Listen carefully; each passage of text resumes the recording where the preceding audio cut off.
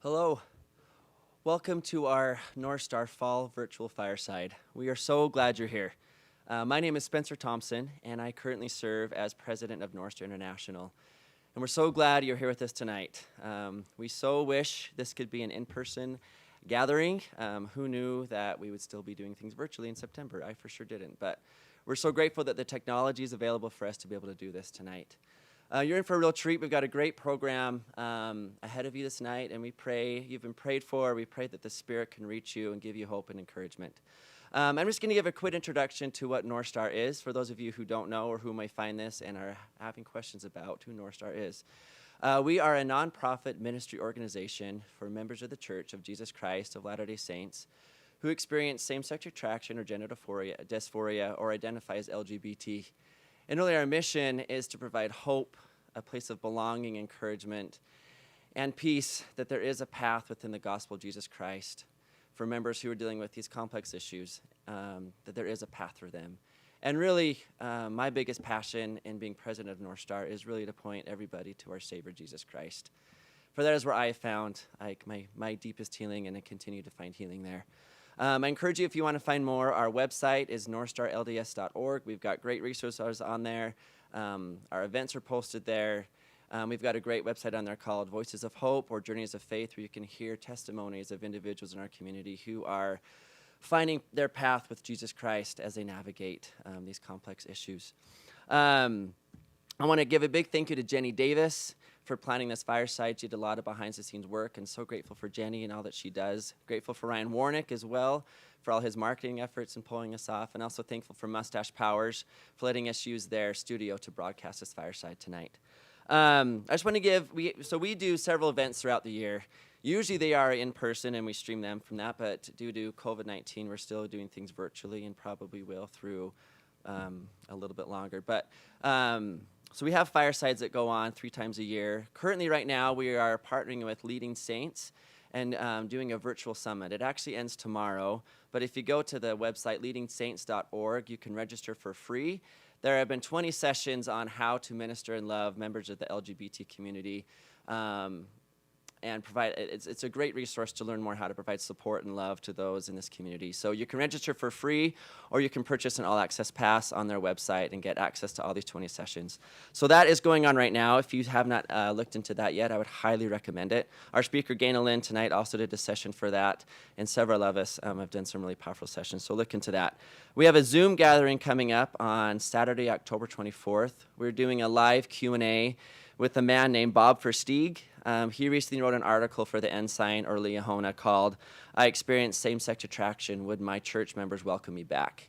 He has a powerful story about leaving the church, living in a gay relationship for many years and coming back to the church. It's a powerful story, so be sure to tune into that. That'll be Saturday, October 24th at 5 p.m. We do a couple summit every year. Usually we do that in person. This year it's going to be a virtual event. We're still finalizing the details of that, but that'll be Friday and Saturday, November 20th and 21st. And then we have our Christmas fireside. Once again, this is going to be done virtually, but we have some neat surprises we're going to do for this. So that's going to be Saturday, December 5th. So if you don't know about our events, go to our website, northstarlds.org, and there's a spot on there to put in information, and you can get emails to be updated about all of our events. So we're going to have our opening prayer by a member of our community and an incredible man, Dean Stonehawker. Followed by that, we're going to have a musical number by also other members of our community, amazing ladies. It's going to be the song His Love, arranged by Tyler Castleton. It's going to be sung by Cynthia Estrada Miller and accompanied by Christina West. So we'll go to that point.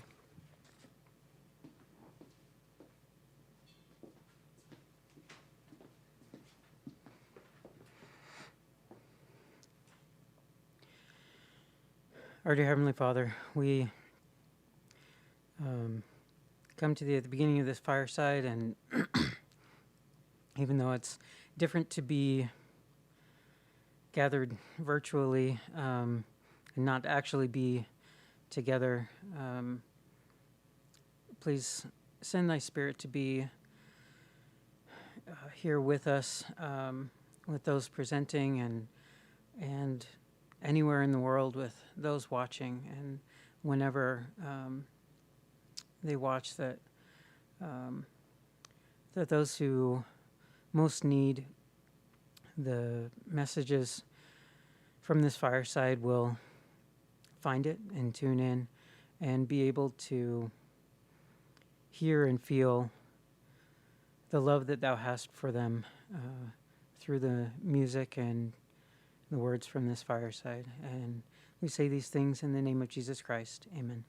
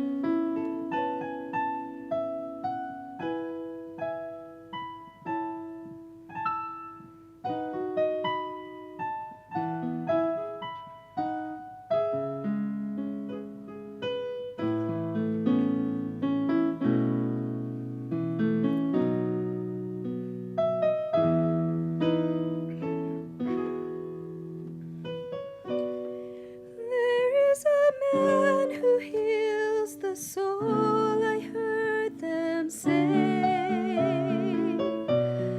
Daily he walks with those who cannot find their way. Only this heart knows how I long to feel his touch. I ask, can he fill my empty cup?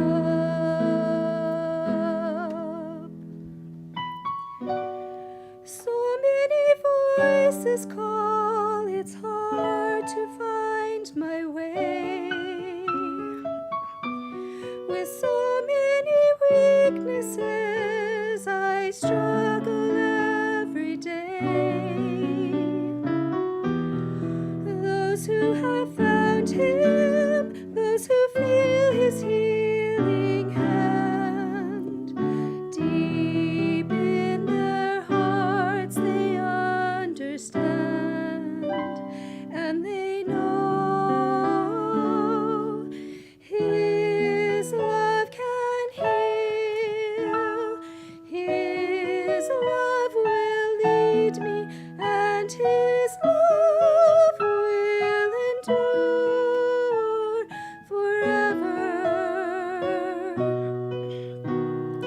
His hands reach out to hold and to lead me, and his heart longs to bring me home again.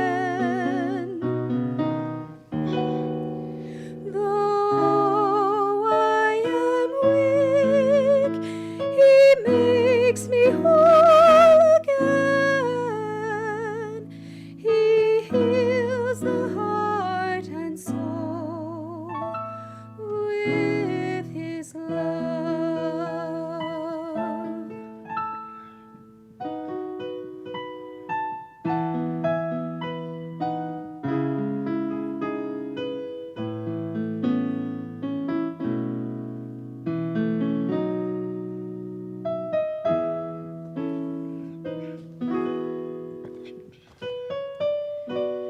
This holy man who heals the soul walks here today.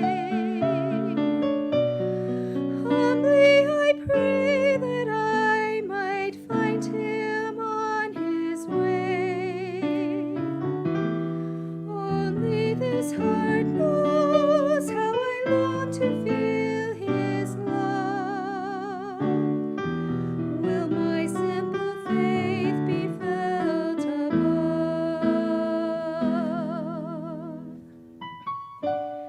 Gently he beckons, and I fall upon my knees.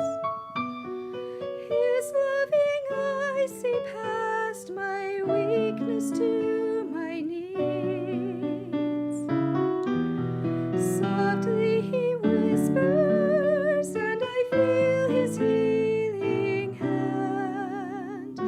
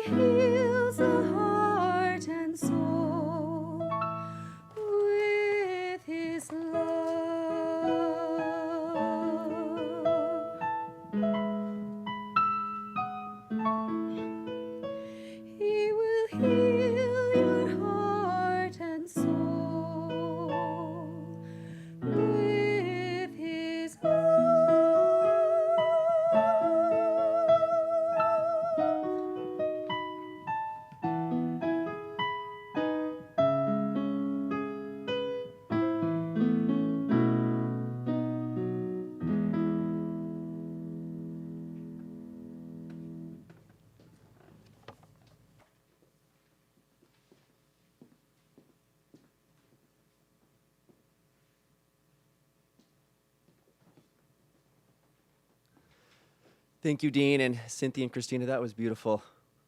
Thanks for sharing your talents. We have such musical talent in our community, and we're always so grateful for those who are willing to share it. And man, that brought the spirit. So thank you both so much. We needed that. Thank you. It's my honor and privilege to get to introduce our speaker tonight, Ganel-Lyn Condie. She has become a dear friend of mine. We met like a year and a half ago. I've had the privilege of planning the North Star conferences for several years, and she was set to be one of our speakers with the plan to be a keynote speaker at a future conference.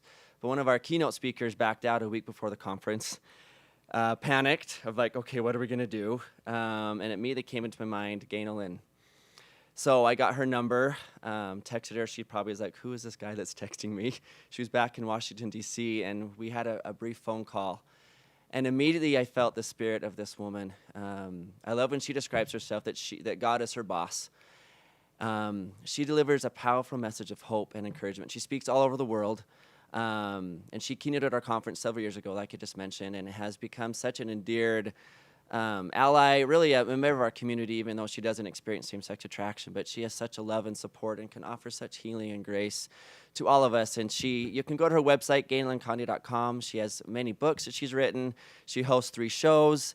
My personal favorite is Real Talk about Come Follow Me. It's an excellent program. She's an amazing woman that has a spiritual message tonight that I know you all benefit from, and we're so thankful for her for taking the time to come and be with us. So we'll turn the time over to Ganel-Lyn Condie.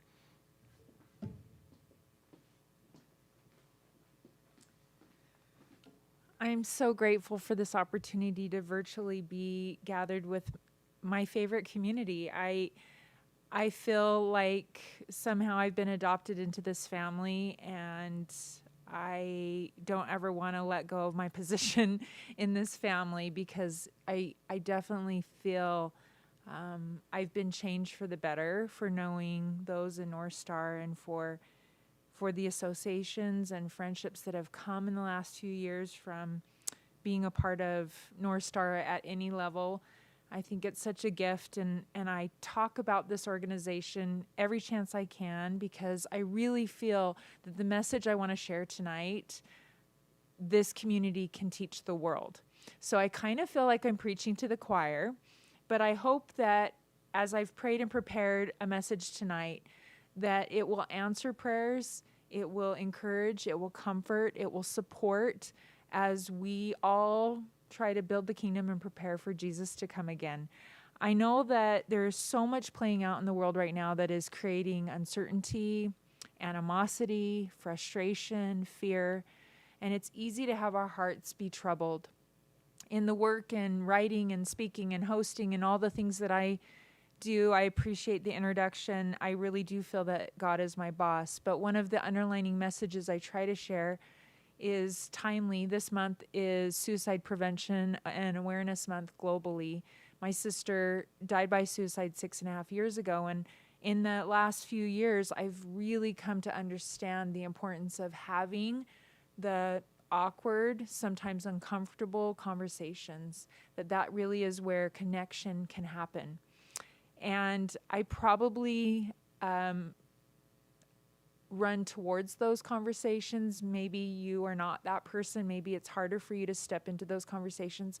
I tend to appreciate them, encourage them, and start them at times, but hope that in gatherings like this, that we receive individually ideas where we can go out into the world and continue to create connection and awareness, whether we're talking about racial issues, political issues, sexual, gender, religious ideas. We have so much diversity out in the world right now, and I think what troubles me the most is that instead of it being an invitation to expand our understanding and expand our circle of friends and loved ones, it is separating us. And so my message tonight, if you saw any of the advertising, if you have just signed on really quickly, or if you're not joining us live but watching later, is that we can create Zion now. That Zion is really about being one heart and one mind. And I don't know if there's a better organization where I've experienced kind of a peek into what Zion could feel like as when I was able to be with the North Star community and Keynote, the conference a few years ago, I definitely walked into that ballroom and felt like I had a glimpse into what could be. And I have tried to take what I felt there that day and share it in the other areas where I show up and bring a little of you out into the world through whatever I can. And so tonight, my message is kind of an invitation. The scriptures in Moses 7:18 talk about Zion as being one heart and one mind. But I'd like to pose the idea that we often think of Zion as someday, right? Or it was the city of Enoch that got translated because they figured out the secret recipe. Or when we read in the Book of Mormon about the Nephite people and how there were no more happier people. And I wonder if we could do more today to create Zion now, because we know through the restored gospel that heaven will be here. And so I wonder if God is asking us to practice in any way that we can to create heaven in Zion now. I think in the church at times we talk about the what. We're getting a little bit better. I shared this in my session in the Leadership Summit that was mentioned already tonight, that we talk a lot in the church about the what. We're getting a little better talking about the why. But oftentimes, I think we miss the how. You know, we hear talks or messages or firesides or lessons around these concepts that are so expansive, and they almost feel like they're ethereal. And how do we create faith? And how do we create connection? And how do we create Zion? So I love gatherings like this. And I loved being a part of the Leadership Summit because I felt like it was all of these sessions and messages and sharing and stories were showing more the how. Because I think in our hearts, we all want the ideal. We all want to be happy and connected and live in Zion and live in heaven. But what does that look like and how does that feel? I wonder at times when we read specifically in the Book of Mormon about the Nephite people and how they were the happiest people, I wonder, did they become all the same?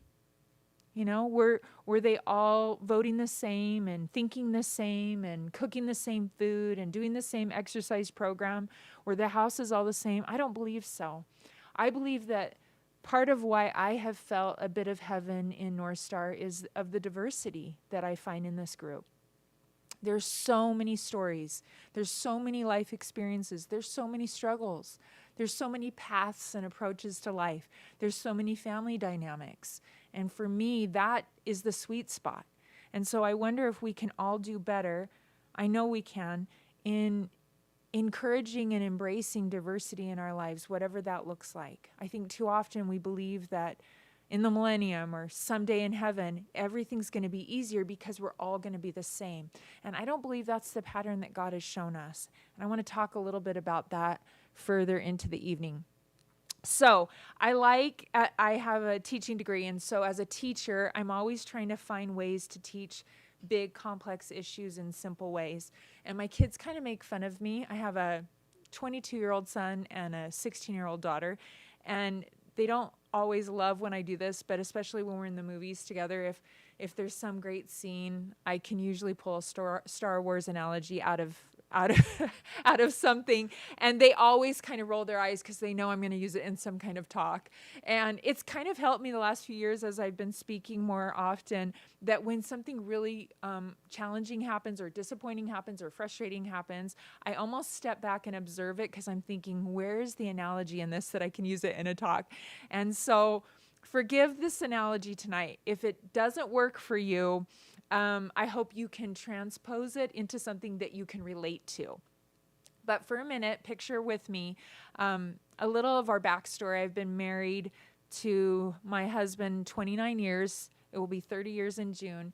And about 7.5 years ago, we went through a really significant financial loss. He lost his job. He got skin cancer. Our dog was killed. I felt like we were a really bad country song playing out. And we really had to start completely over. We sold everything. We sold our Christmas tree. We sold everything except, I think, our beds, the piano I grew up playing on, and not playing as well as the opening song. That was a beautiful number. And I loved the words. As Cynthia was singing, I was thinking about how that is my prayer almost every day, that God just meets me where I'm at. And so I appreciated that. But so we kind of started completely over.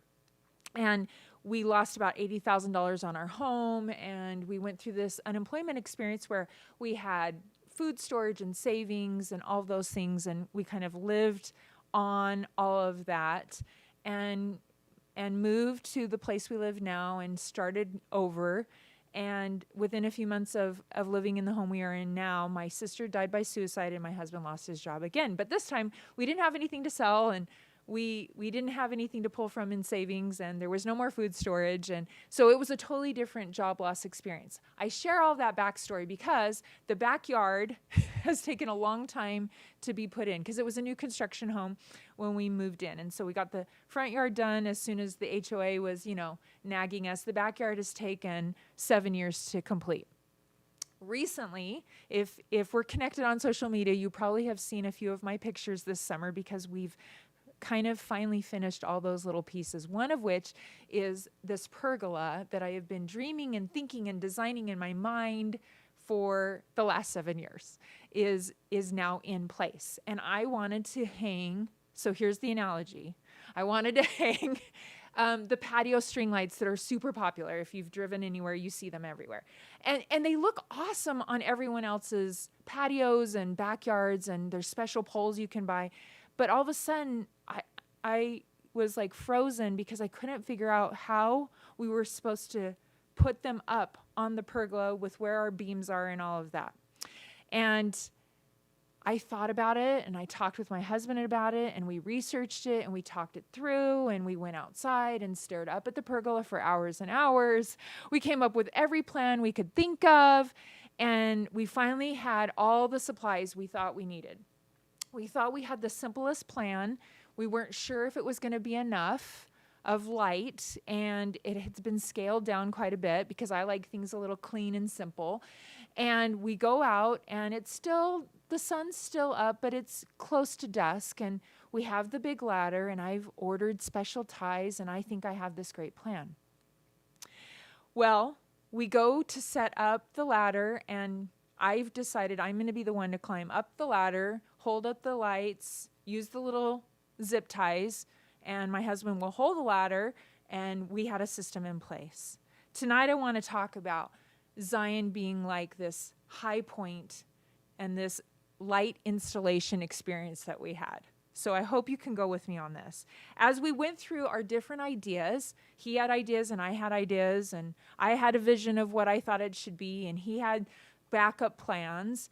And oftentimes in all of our relationships, whether it's in ward council or it's on a board that you sit on for professional means, or in a marriage or in a family, we have different ideas and approaches on things. And I think after 29 years of marriage, I've learned that there's strength in that, even though if he's watching, he's probably yelling at the screen that I usually want it to be my idea. And that's probably true. He's much more accommodating and patient. I'm the oldest. He's a middle child. So that tells you a little bit about who we are.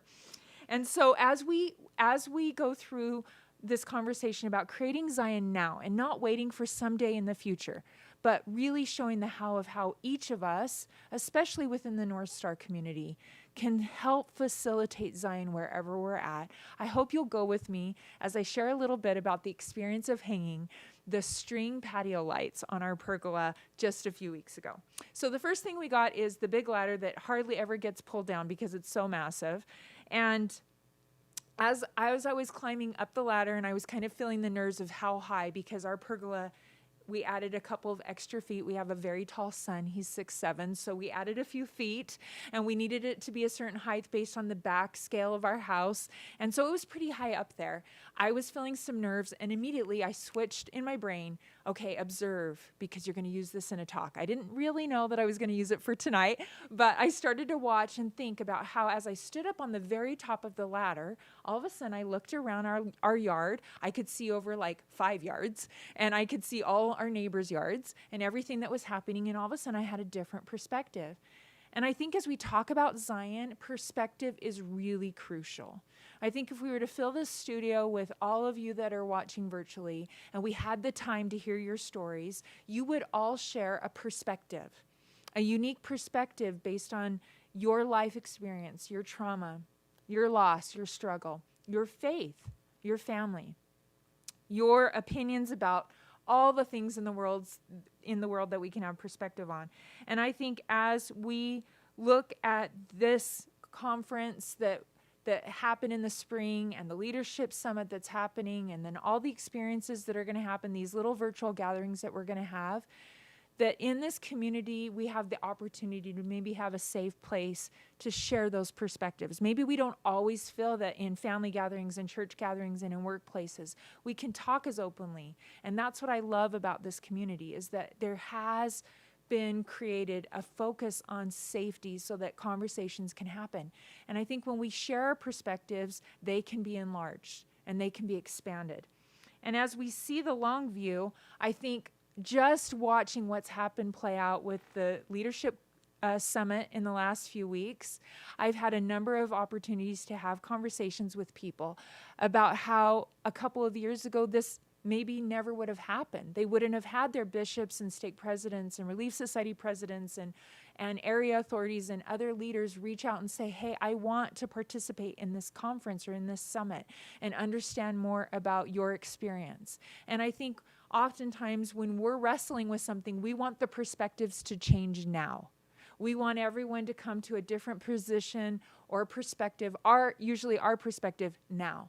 And we don't want to give time for that. I think part of what creating Zion is going to require of all of us is some patience. That maybe you are at the top of that ladder and you can see far. Maybe you are more comfortable with being in those uncomfortable conversations or appreciating other people's points of view that aren't the same as yours. But not everyone around you is. And so I think the Lord is not panicked.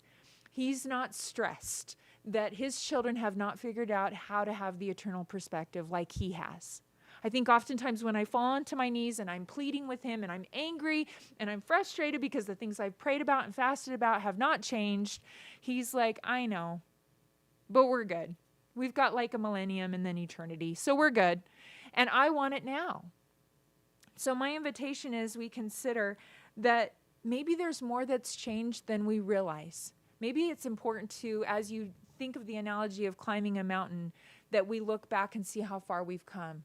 Specifically in this community, you may have a list of all the ways in which you hope perspectives still change, but I think it's for those of us that are, I'm going to turn 50 in a few months, and I can tell you that as a child that went to church in the 70s and then the 80s and the 90s, I feel like I also have a pretty long list of where we've come and where perspectives have expanded, where culture has changed, that the gospel has allowed that flexibility of change.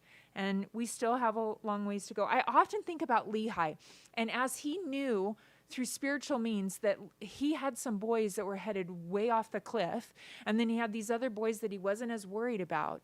I often wonder why the scriptures we have show he's so hopeful, because the Lord had shown him, because he would boldly warn Laman and Lemuel to get their act together.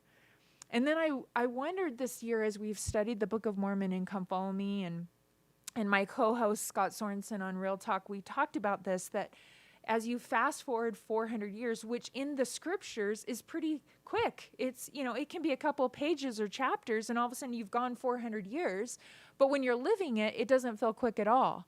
And all of a sudden we see where the Lamanites are starting to become converted. And it's been 400 years since Lehi. And you see this growth in the church, and it's from the exact people that had walked away.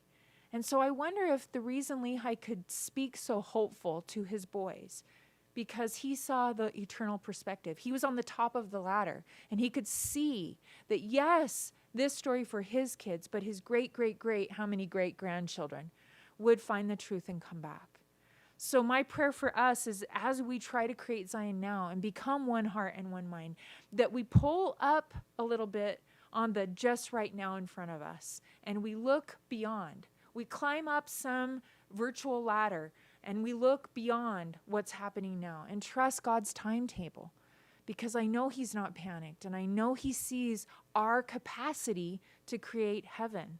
He believes in that plan, and he's not panicked. And so as we get frustrated at times, and I'm not trying to be Pollyanna about that there's room for processing those feelings, and I'm going to talk about that as well, that we have a more eternal perspective.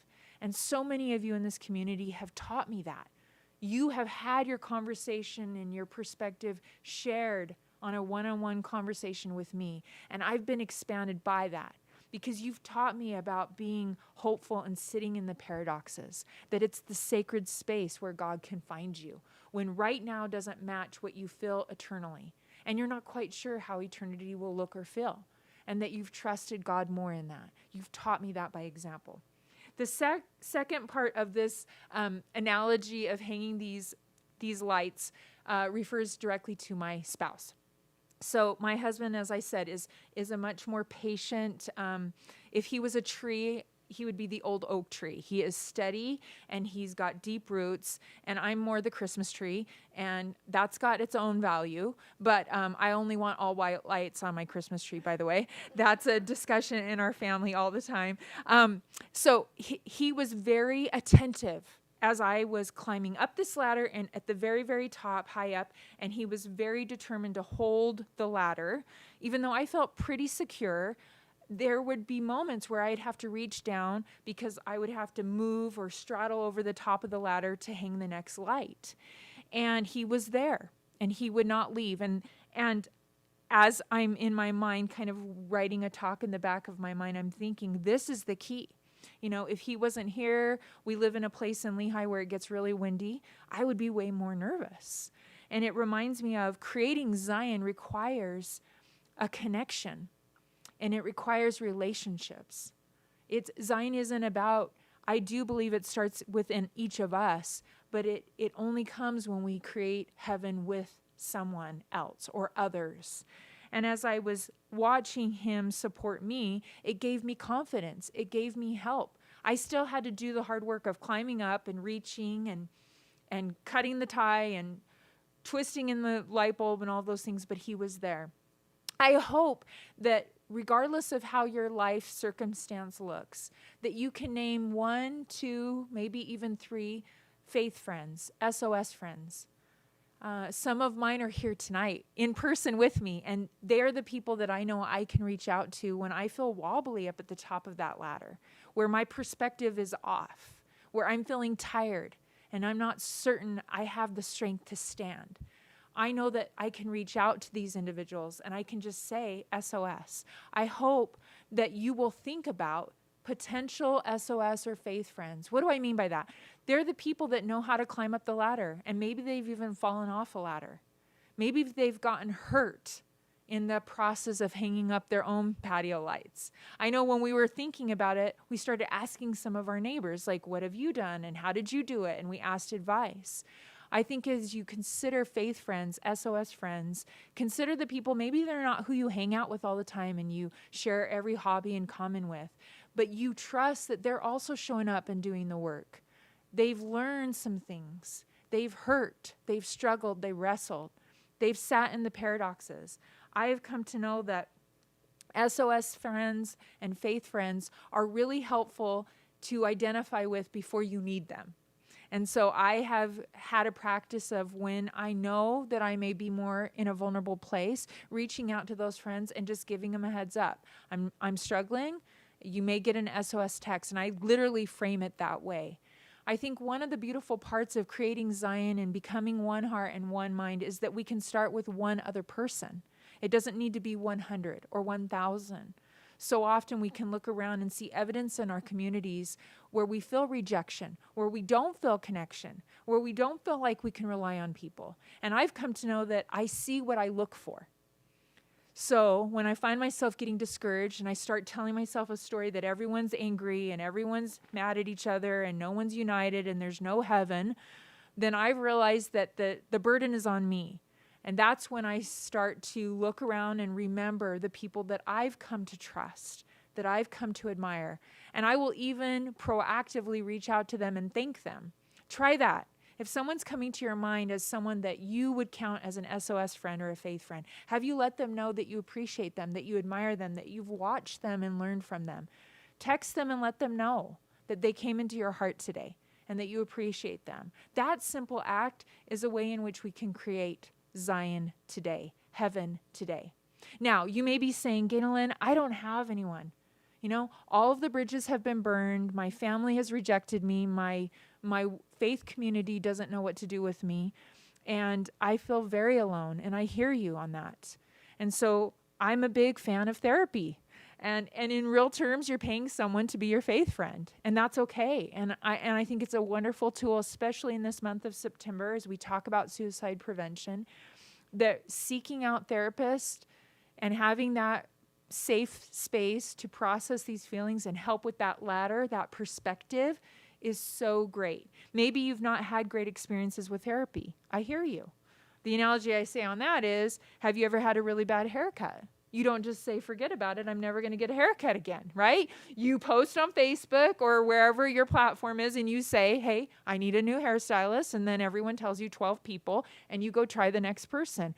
I'm a fan of posting, I need a really good therapist. And you may need to do that. What's one of the blessings of COVID, there's not a ton, but that there's a lot of therapists that have now moved to telemed, and so transportation is no longer an issue. And previous to COVID, maybe you had a transportation issue. And so my invitation to you is to consider who your faith friends are, who your SOS friends are, and even consider being one. If you don't feel like you have one, ask God tonight in your prayer who you can be a faith friend for. And reach out to them and say, hey, you've been on my mind. Are you doing okay?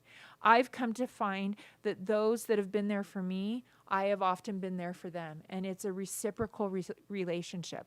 One of my favorite movies, and I watched it, I think I binge watched it for about 6 months after my sister's death, was a movie by T.C. Christensen called 17 Miracles, if you're familiar with it. I think it's still on Amazon Prime.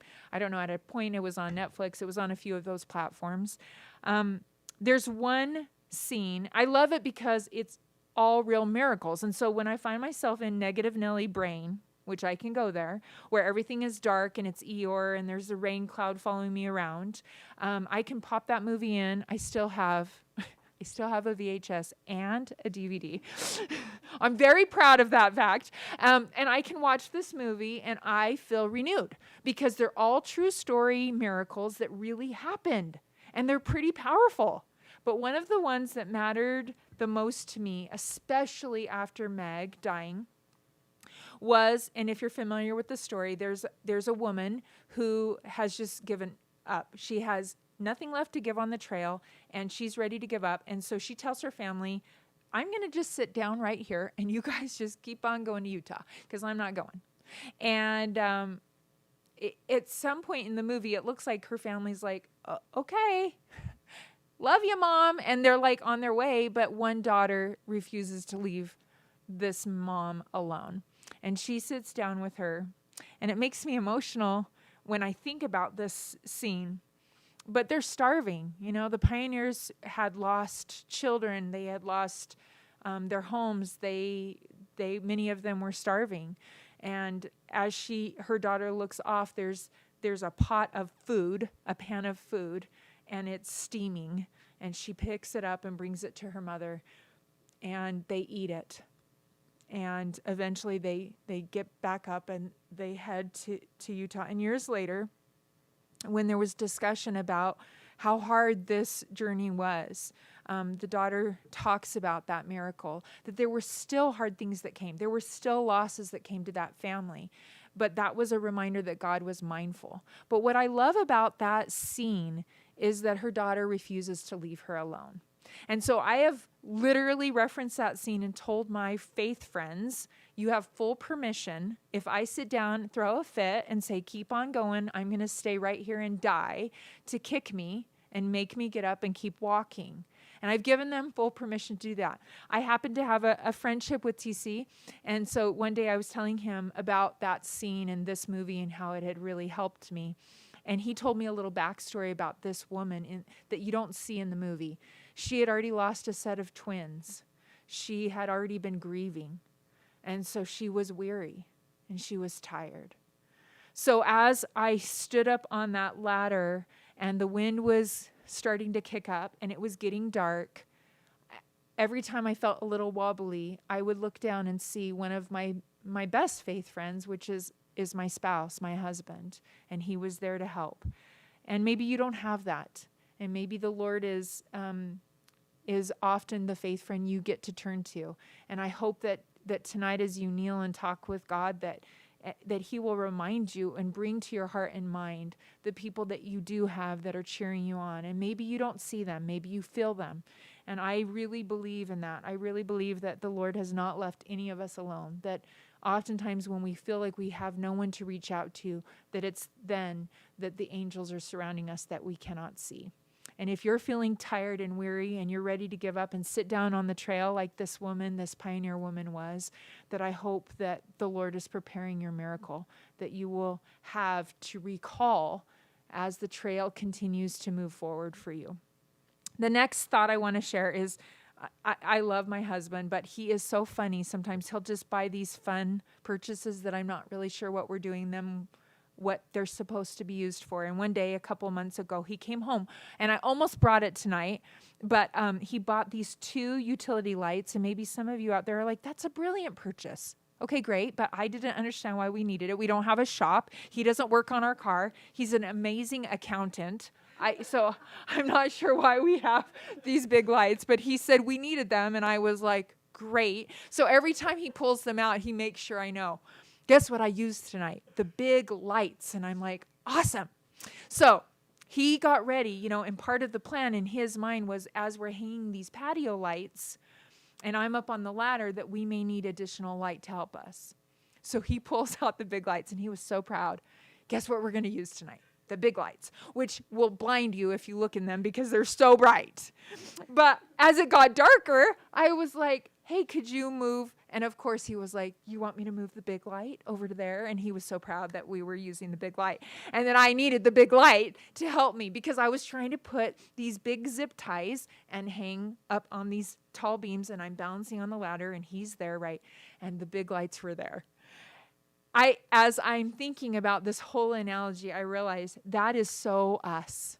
That is so mental health. That is so faith crisis. That is so God's love. That sometimes don't we wish we could just like run to Home Depot and buy a huge light that's just God's love, plug it in, and shine light on the dark places of our lives. Because we all wrestle with the darkness. There's one unique experience and your neighbor's unique experience, but it's still all mortality. We all are facing opposition and darkness. Maybe it's anxiety, maybe it's depression, maybe it's addiction, maybe it's a learning disability, maybe it's an eating disorder or loneliness. Whatever that is, I have come to know, especially in the last 6.5 years, that we all face the dark.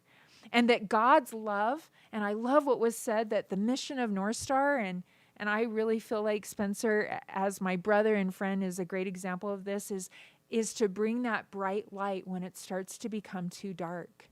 And we start to feel overcome by that. That, to me, is the example of God's love. So my invitation to you is, how can we share God's love? Oftentimes, I don't feel it for me, but when I go and share it with someone, it reflects right back. When my husband plugged in those big lights, it was lighting up everything. It wasn't just lighting up what I needed. It was lighting up the whole backyard. And I love the idea that God's love is encompassing of all of His children, of all of His creations. It's not just focused on one. After my sister died, my neighborhood, I had only been in the neighborhood less than a year. And so my neighbors didn't really, have history with me. But a few of the neighbors had gotten together, and one of them had this. Months before, I had gone to lunch with a number of them, and I had commented on one of my neighbors. She had a cute bracelet, and she had remembered that. And so she got the neighbors together, and they put a little gift basket together and signed a nice card for me. And there was this little bracelet in this with some treats for our family after my sister's death. And every time I wear that bracelet, it's a reminder to me of that God is aware. He's aware of the littlest parts of our soul. And He's trying to shine light. And oftentimes it's through other people that He will provide that light and turn up the light in our lives. But it's so easy when we're struggling, when we're fighting with the opposition in our lives, that we wall off and we tell everyone around us to leave us alone Maybe we don't say that, but we definitely give that message out. And I think Jesus was such an example of sitting with those that were feeling marginalized. His whole why, his whole everything was inviting those that the religious leaders and the political leaders and the cultural leaders at the time had said, you don't have a space here. So I think the work of God's love, the big light that we all can shine, is doing what Jesus would do. And I'm not trying to be cliche about that.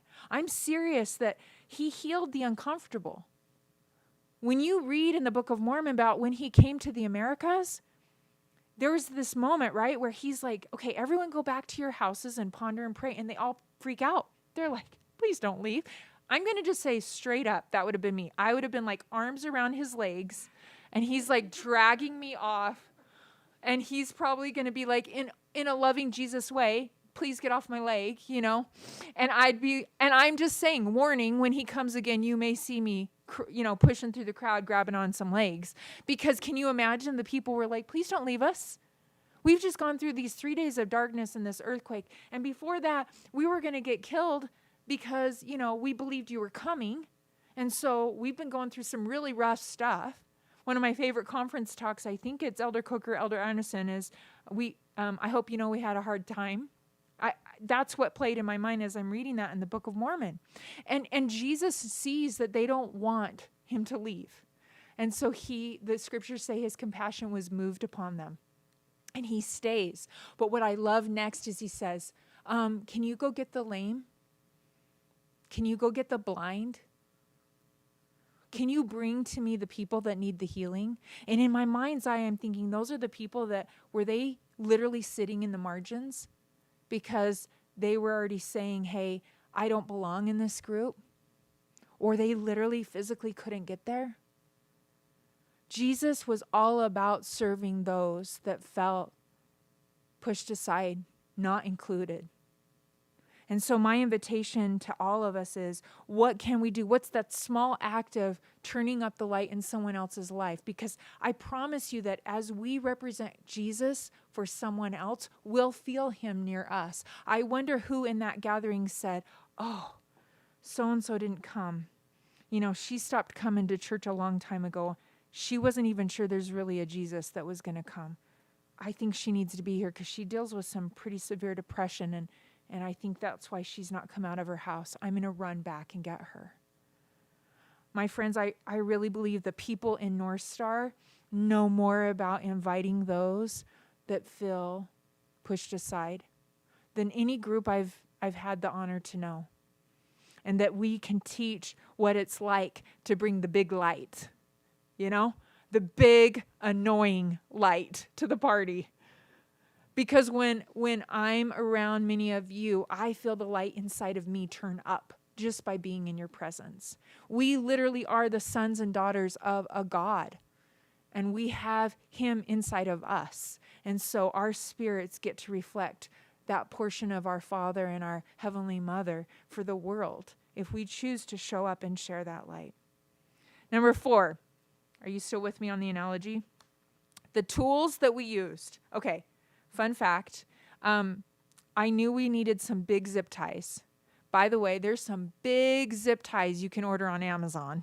I've researched them, and they are very long and they're very wide, and so I ordered some black zip ties that were extra long to go around the big beams of our pergola, and when they came, they were probably beyond needed. And so we had to get the special wire cutters to cut them because they're so thick. And so we get all the tools there, and my husband was mocking me just a little bit, but that's fine because he bought the big lights, so he can mock me about the big zip ties, but we were both right. We needed his big light, and we needed my big zip ties. But as I was using them, so he's handing me the cutters and then the zip tie, and we started to get better at it, We started to get better, and I think that's what Zion is about. Like, once you practice it, once you go to a North Star conference, or once you listen to the Leadership Summit, once you have an experience where you've risked being vulnerable, and you've shown who you really are, and then it's reciprocated, and then you get invited to speak, or you get invited to share, or your bishop calls you in and says, can you help me understand? And there's just that one step forward towards creating Zion. I think then it becomes easier. And that's what was happening with my husband and I. We kind of got a system down. I knew where I needed to kind of move. And so as we were cutting and ties and the bulbs and we had the system going on, I thought, so often we need the tools. We so often look around and wonder how we're supposed to handle something, but I think about the fact that therapy, this community, North Star, firesides, leadership summits, programs, come follow me. These are the tools that God is saying, I know it's gonna take a lot. I believe the changes in the ministering program are one step closer to Zion, because God was like, way before COVID, hey, guess what? I don't want you to just show up in someone's house and open this magazine and give a lesson. I want you to understand what's in their heart and mind. And I want to invite you to minister to them in the way they need you to. One of my favorite things to invite others to do when they're like, I don't know how to help, whatever the fill in the gap the need is to ask the person you're trying to help, what would support look like for you? Maybe someone doesn't need a bigger zip tie. Maybe they don't need the light turned up, but they need bolt cutters because the addiction they're fighting has gotten a hold on them. Maybe you're a single mom and the support that you need looks very specific because it's just that one part of your week every week where everything goes off the rails and your ministering sister or a brother is said to you, how can I help? And you say the classic thing we say in the church, I'm fine. And we're not fine. And then we miss the opportunity once and again to be one heart and one mind. We've missed the moment. And we go home and we fall to our knees exhausted and we plead out to God, please help me. And he says, I tried. I sent you through this one tool called the ministering program, a conversation, and you told them you were fine. So I want to invite us to consider that the scriptures we have by our bed, the programs we have in the church, they're not perfect. The zip ties we ordered were way too long. We had to cut them. We may have to adapt the tools that God gives us, but maybe North Star doesn't feel perfect, that if you could change it, this is how you think it should look. But it's a tool that I believe God has provided to help step us closer to create Zion. One of the things I love about the story of Nephi, when he's about to build that curious workmanship boat, which was code for it wasn't on Pinterest and no one had ever done it before. That's what it means. It doesn't say that in your Book of Mormon. It says that in mine. Not on Pinterest. And so he's like, okay, God. And so he goes up the mountain, remember, and he's talking to God. And that's where I feel like God's like, I can't really download on Google Docs the plans. But if you come chat with me, I'm going to give you a little step each of the days that we talk, and you're going to figure it out. Well, Nephi says, God, we've got a problem. I don't have the tools. We've been out in the tent thing. We've been doing that whole wilderness thing, right? Living off the grid. And we sold everything, moved into the RV and homeschooling the kids. And now we don't, where am I supposed to get the tools? Because we don't have a Home Depot. And he says, by the way, there's a deposit of ore. I love this part of the story. And if you read it too quickly or if you read it so many times and you didn't realize, that deposit of ore was for everyone. It wasn't the secret deposit of ore for Nephi. It wasn't like God had, some crazy Harry Potter door that you had to run through at a certain angle and then go through. Is that platform 9 3/4? You got it? Okay. My audience is backing me up on that. So I'm thinking this is an ore deposit that any passerby that needed to make tools could have dug right there and found the ore. I believe the programs of the church, as imperfect as they may feel to you, North Star, therapy, whatever it is that you're thinking as a tool that God has given you, it may not be perfect, but it's available. Maybe you're ignoring it because it's available to everyone. But I love that Nephi used that deposit that God had prepared, that it was there. And I can see in just the last few years where the Lord has prepared us as a people in the church of Jesus Christ of Latter-day Saints to handle COVID. Church got shortened. Come Follow Me was introduced. Ministering changed. So many little things that have happened that have allowed us to maybe pivot, even if we're uncomfortable. So I invite you to consider the ore deposits that the Lord has provided for you that maybe you haven't even discovered. Maybe the Spirit's whispering something to you right now to try. That's where I find hope.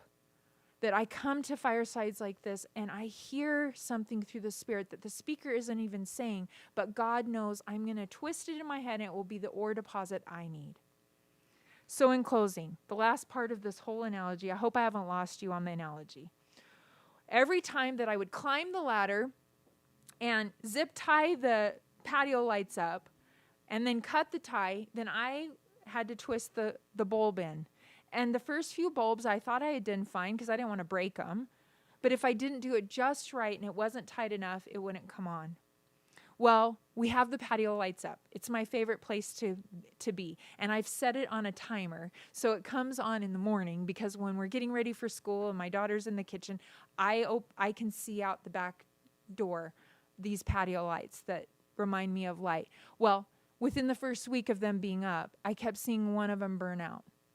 And, you know, I'm a little OCD, and so I had to go get the ladder, climb back up there. My husband's like, you cannot be doing that. I'm thinking, all right, I'm going to tell North Star about you helping me, and then, okay, come help me. So, because he's my faith friend, you know. And I climbed back up, and I twisted it in, and I thought it had been in, but it wasn't in tight enough. My friends, there's not one of you tonight that doesn't matter. The patio lights don't look right when one of the bulb is burnt out. And especially right now in September when we get to have permission to talk about suicide, I hope that as you're listening to this message tonight that you know you matter. That when one bulb is out that doesn't feel tight enough with the rest of us, that's a loss for us all. There's not one day in my life that my life is better without my sister Meg. Her light was felt. And I knew what she struggled with. I knew the trauma she had faced in her life. And so I hope that you know that you matter. All the lights shining on the patio string lights make them beautiful.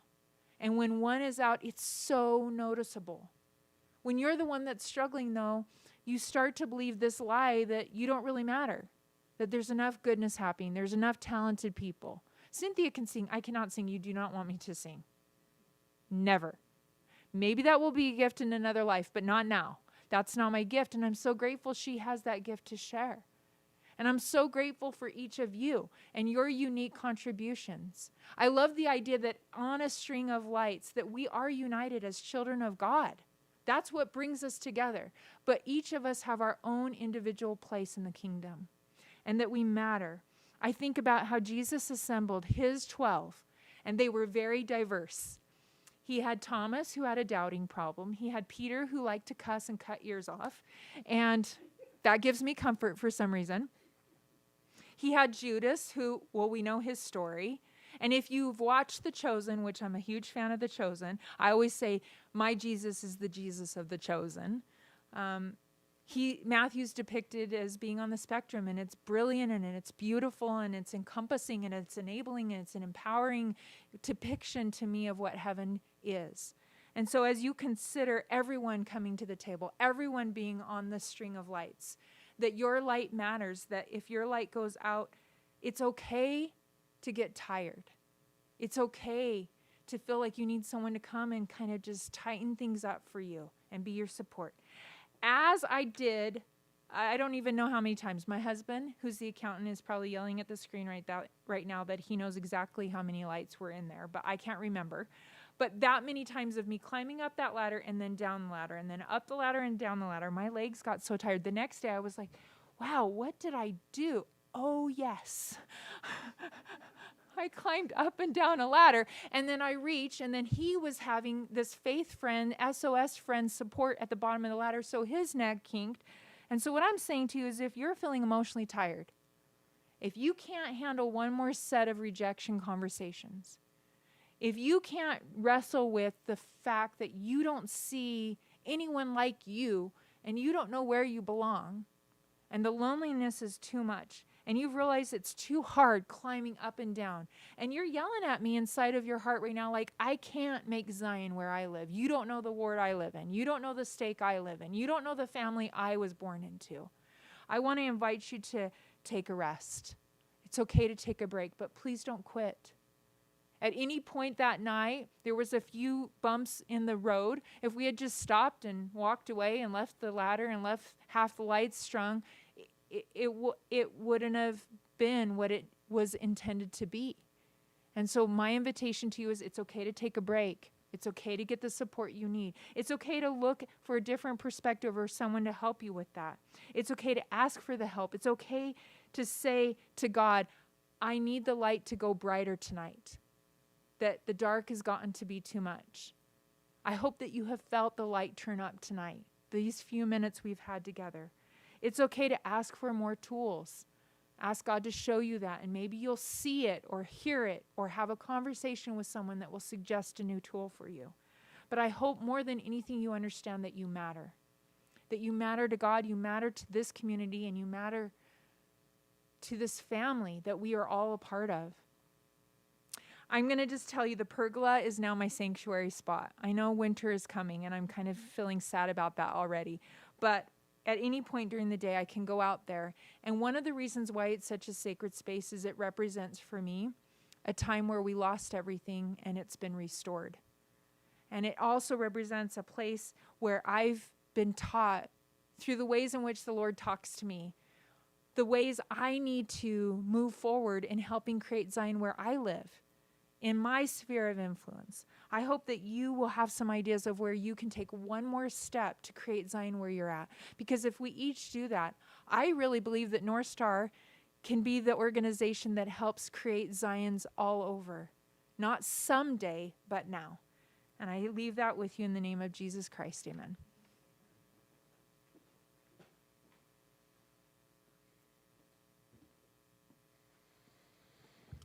Wow.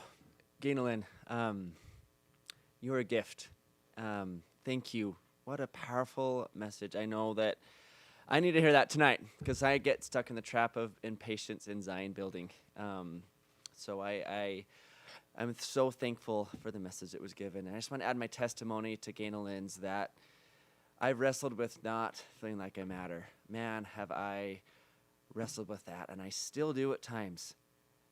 And so I just want to testify to any of you that are watching this or will watch it later that you're understood. My gosh, I get it. And that if we don't show up, who else will? Right? If we keep staying back in our safety zones and our comfort zones at times, if we don't show up, I don't know who else will. My challenge is to all of us and to myself included that we keep showing up, however that looks. And my experience is that God meets us there. I promise you that, like Ganel-Lyn talked about. He will meet you there. I've come to know God in those moments more than any other time. I've come to know Christ. And like she shared, Christ from the Chosen is my Christ. I love that show so much. But he will meet you there. Keep showing up. Keep being you. I promise you there's purpose, there's hope, and there's strength. Keep going. I'm so thankful for all of you. I'm thankful that you watched this fireside. Thank you for all involved, especially thank you to Ganel-Lyn for taking the time and sharing that beautiful message with us tonight. I hope you can pull something from that. And we will close this evening with a prayer from Ann Pack. Before she does that, once again, go to our website, northstarlds.org. We've got great things on there to keep learning. We have more firesides like this on our YouTube channel. You can look for Ganel-Lyn's keynote address on our YouTube channel. Just type in Ganel-Lyn Condie North Star. It's a remarkable address she gave at our conference. Her other keynote addresses are on there. There's a lot of stuff that we're trying to put out to give hope, so it's out there if you look for it. We're thankful for Ann Pack for coming and giving this closing prayer. She's another one of our chosen members of our community whom we love so much. And we turn the time over to her to close us out.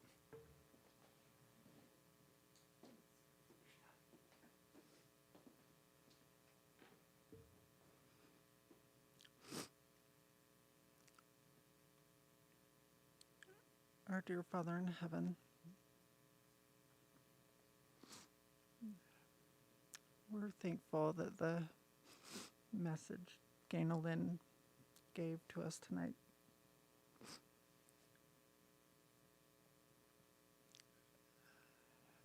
we're thankful that we've been able to gather as a community and stay together, albeit virtually.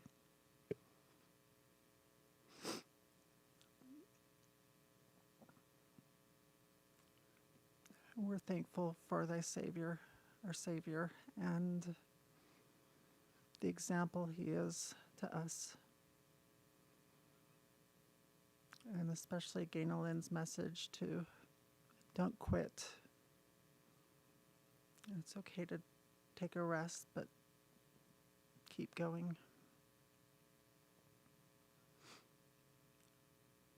Please bless us that throughout these uncertain times that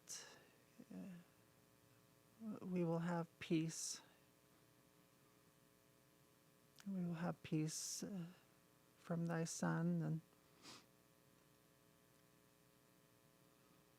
and his atonement for us. Help us in our families, in our wards, in our neighborhoods, in our own communities, that we can build our support system and we can build our faith friends and keep them close. And again, we're grateful for thy Son and the sacrifice he has made for us. And we say these things in his name, Jesus Christ. Amen.